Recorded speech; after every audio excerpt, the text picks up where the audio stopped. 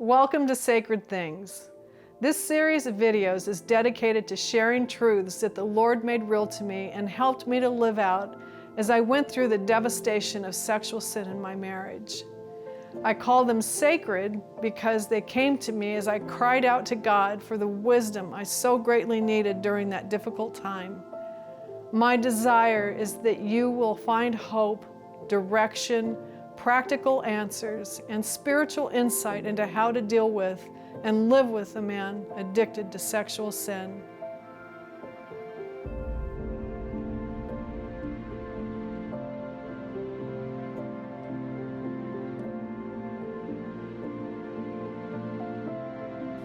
Kathy, you've counseled many, many wives over the 30 plus years since you co-founded Pure Life Ministries with your husband, Steve. So you are very familiar with a wide range of issues that come up with a husband and a wife as they're either dealing with the crisis of sexual sin or moving past it. And we get a lot of letters and emails and things come up in counseling. And one thing that comes up fairly frequently is a wife asking, how do I leave the past behind?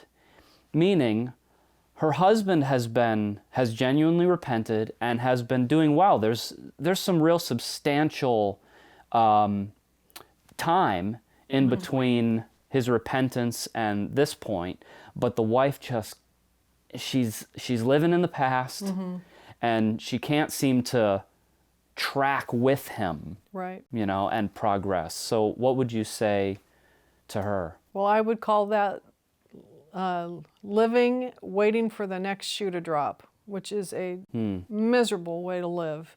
And I think a lot of women, even if their husbands have had a track record of doing well, probably most women are dealing with that because you just kind of are waiting. A lot of the guys, the men, have had ups and downs in their journey. They do good for a while and they crash. They do good for a while and they crash. That dynamic could definitely cause a woman to feel like, I'm never going to be able to actually be free of the past. It's like I'm living waiting for the next shoe to drop, or just her own fear. This is not really, to be honest with you, anything to do with him. This is about her. And fear is one of the undealt with issues that a lot of wives carry around in life. I did. I carried it for many years, just kind of on guard, and it's somehow inside you're shielding yourself or steeling yourself against the next wave. Right. That's kind of how it feels. That's kind of how you think. And so, it's a miserable existence, and you can't move forward.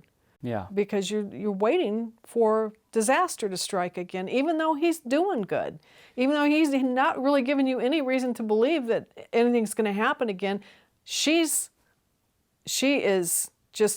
held back. But the ongoing routine of fear and anger and bitterness is where women really get into a lot of trouble. They feel a legitimate, almost obligation to keep those things alive. It's not like you sit around and you think about it, but it's almost like it's like a betrayal of self. It totally is. To just let it go. Yeah. Yeah. And to not, there's a mentality that women have, I think, maybe not all, but I think a fair amount of women have the same struggle, that if I don't keep my guard up, if I don't keep this flame of fear alive, if I don't keep watch, he's going to do it to me again. Oh. It's going to happen again. And it kind of becomes a very defensive, adversarial position for a wife to get into. You don't do it on purpose. It feels so natural it just happens to you. But you have to really take a step back and look at what is happening to you. Because something is definitely happening to you. What do you mean? Well, if you are filled with anger, or having bouts of anger, or bitterness, or fear, the fear thing is just probably, this is my opinion, and it's just an opinion, but my opinion is that is the single most soul-rotting thing that is happening to women. The fear. Even though fear is a good emotion and all of that, it teaches us to, run when we're in danger, that whole deal. Right. But to live in fear as though it is going to be a wall of protection from future harm it's such a deceptive thing. It's not true. It's not good. It's making you into a different person. You are developing into something that's not, you are going to regret and you're going to have to undo. I had to undo what I became. And it's not a pleasant process. It's very painful, and there are remnants to this day of fear in me that I have to deal with. I still have to deal with it. Not fear of Steve falling or something like that, but it attaches itself. Yeah, it becomes a mindset. It does. It's something that you use to protect yourself, Yep. and then in the end, it is controlling you. Yeah. And and all kinds of stuff stems from it. It's kind of like the same sort of principle of the root of evil, or the love of money is the root of all kinds of evil. And same thing could be said about fear. It is a root that it just has 1,000 heads. It's like pride. Pride is a root. It has 1,000 heads and practically impossible to kill, but you don't quit trying to kill it. You keep after it. Yeah. Yeah. So if he's not giving her, proof positive evidence that something is imminent, then why is she so afraid? I think it's because she's putting her hope in the wrong person. She wants to hope, and she wants to have a future and a hope. And the problem is that it's resting on a person. And that is a slippery slope for anybody. But I'll talk to wives about it, because that is our issue.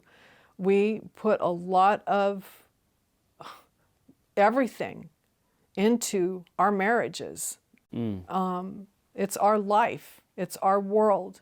And so he, without us trying to make this happen, nobody thinks this through, it just happens. If he does well, we do well. If he does poorly, we do poorly. If he's up, I'm up. If he's down, I'm down. And that's just kind of a natural thing in life. But when it comes to this issue, a woman who can't move forward even though her husband has moved forward, her hope is resting in him. And she has lost track of where her hope should be. And to me, that's an obvious indicator that she is not really right with the Lord inside.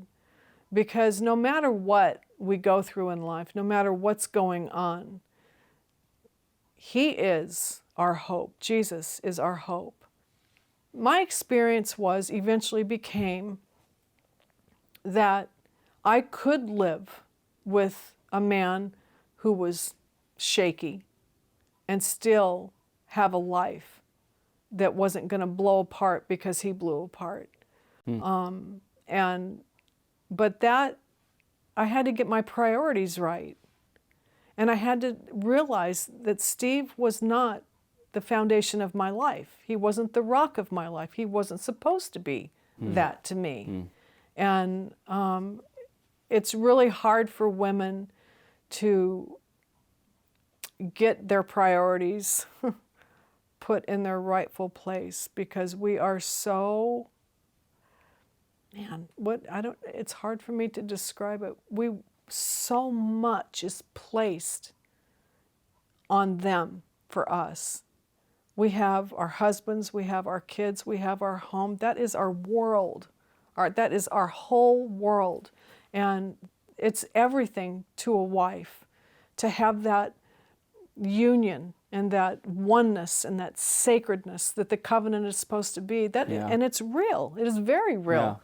But that comes ahead of our relationship with Christ in a lot of cases, and that's why a lot of women struggle, because they've put the marriage and the security of it ahead of their walk with the Lord.